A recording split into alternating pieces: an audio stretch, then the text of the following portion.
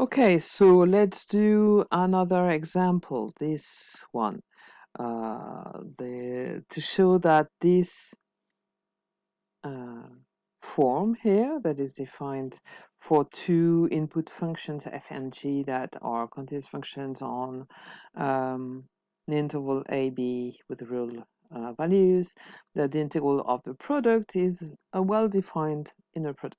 Okay, so we'll do this one more or less in details, and the next two ones, well, this one is next one would be very similar, and for this one, well, you need to just write what the trace of a matrix, and well, what how you can define the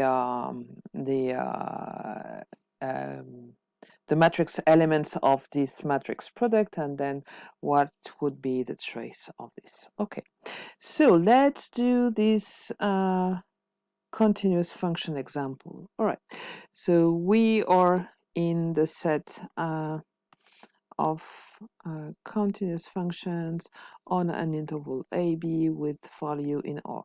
Okay, so that's our set E, and we want to show that when we take two elements in E and associates the values, so it's and we give the real values, so we take two functions f and g that belong to the cross product of this linear set, and we want to show that if we associate these values, so the integral between a and b of ft gt dt, we want to show that this is indeed a well-defined inner product. Okay, so let's see. So again, symmetry, bilinearity, and you remember that if I show only linearity on one argument and using the symmetric property, I get bilinearity. And finally, positive definiteness. I have to show these three properties to show that we have a well-defined inner product. All right, so symmetric. So that's actually fairly easy. Do I have that if I say that if scalar product with G is defined by this integral, then I would have that G scalar product with F would be defined by the integral of G of t, F of t dt, and of course I've got equality between those two integrals, right? Because I'm just using the symmetricity property of the usual product in R. Right, so that's okay. Then bilinearity.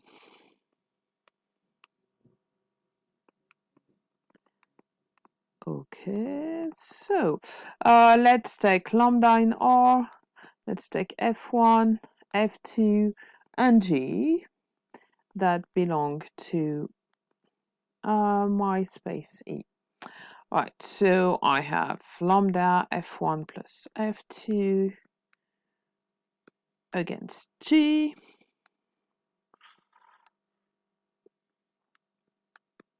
That will be this integral lambda f1 plus f2 times g, well, that's a function of t times g of t dt, and using, well, that's lambda f1 of t g of t plus f2 of t g of t dt, and I'm going to use the linearity of the integral. That's just going to be given by lambda times integral between a and b f1 of t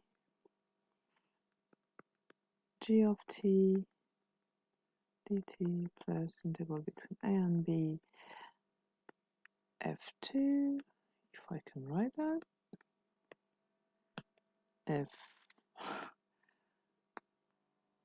f2 of t g of t dt, and this is actually equal to lambda f1 with g plus f2 with g. Okay, so we've got linearity in the first argument. Using the symmetricity property, we get that it's bilinear. And then positive definiteness. Positive definite. Okay, so we have to take twice the same arguments. F against f, that should be integral between ab f square of t dt. And here I'm just going to use positivity of the integral, that you know that the integral of a positive function is positive, right? And that's greater or equal to 0. And also, if I've got that f against f is equal to 0, that means that the integral between a and b and f square of t dt is equal to 0. And again, I'm using positivity of this integral. F2 is positive and continuous. So that means that f2 of t is equal to 0 for all t in a, b, and if the square is equal to 0, that means that f of t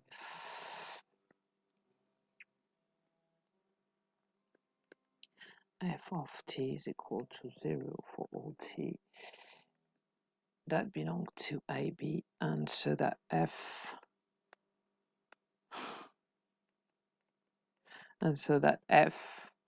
is equal to the 0 element of E, the 0 function for all argument between A and B. Okay, so we have that. Well, we have a well-defined scalar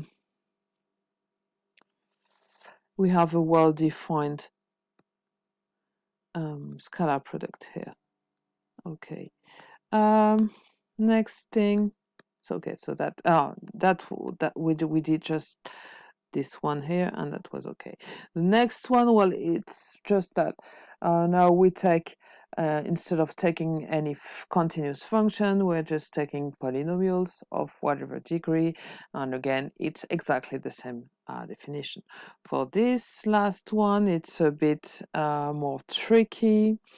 Let's do that quickly for this one. Okay, so we are in the set of square matrices, and we define so with real coefficients, and we define, so let's say we have two square matrices, and that product would be given by so the trace of A transpose B.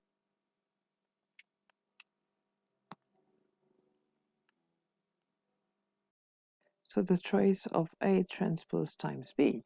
If I can remind you that the trace of a matrix, so whichever matrix it is, it's just the sum of the diagonal elements. So I mean square matrices of size n, I transpose and multiply such matrices, I still have a matrix of size n, so that's going to be the sum of all the diagonal elements. So from I is equal to 1 to n of the diagonal elements.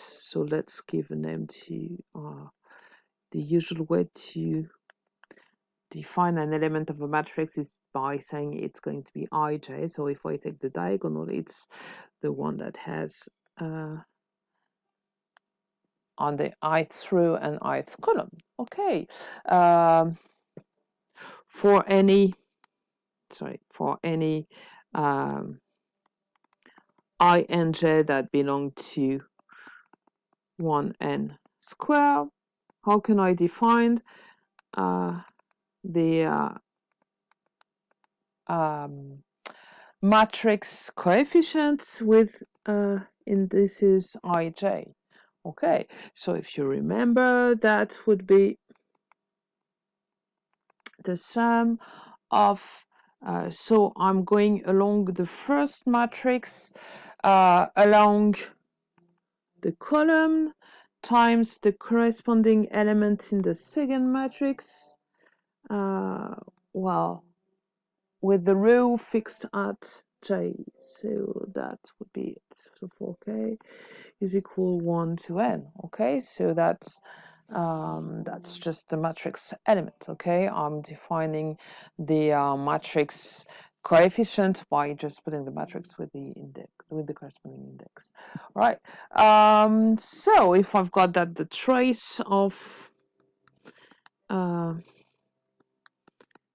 A transpose times B, sorry, times B.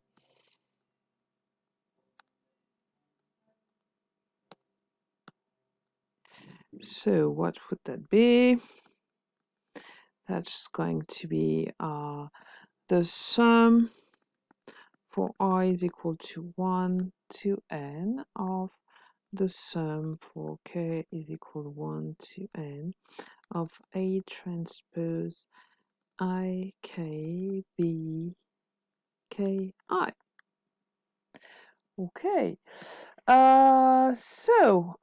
Do we have that it's symmetric?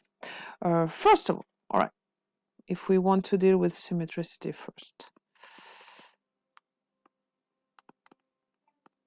Okay, do we have, so in other words, it means that the transpose of A, the trace of A transpose times B, do we have that it's equal to the trace of B transpose times A? Okay, that would be what it means to have a symmetric matrix. Okay, you have to remember a few things about the trace. The trace of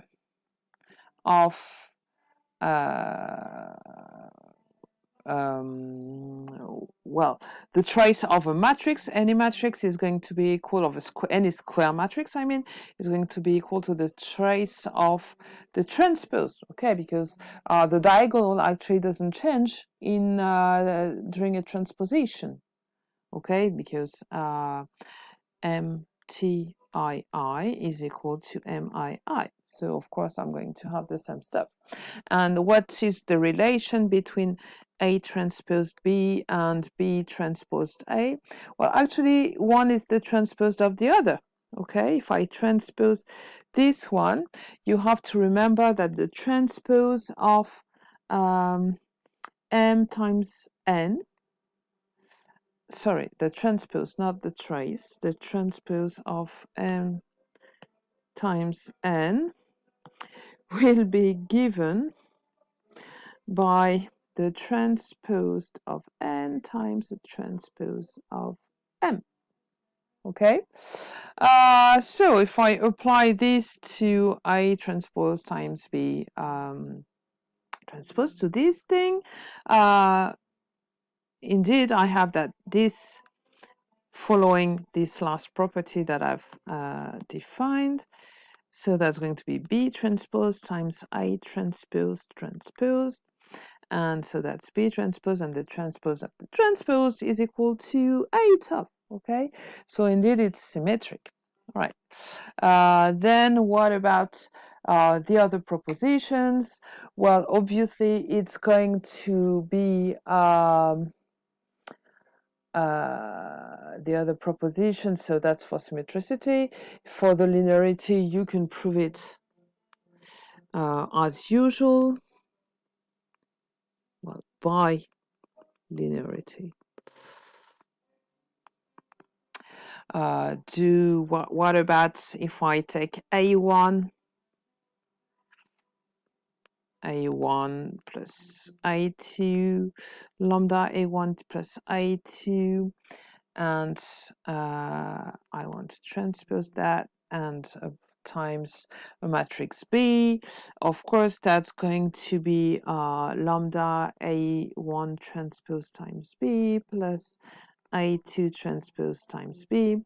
And also you have to remember that the trace, well, you have to remember it's very, very easy to prove, the trace of a sum of matrices, why can't I write it, of m plus n is actually going to be equal to the trace of m plus the trace of n. Very easy to prove. Just use the definition. Trace of matrix is the sum of the diagonal coefficients. Sum of the diagonal, the diagonal coefficients of a sum of matrices is the sum of the diagonal coefficients. Okay, so that's it. You just have to write it to get that. Right. So that when I apply a trace to these matrices,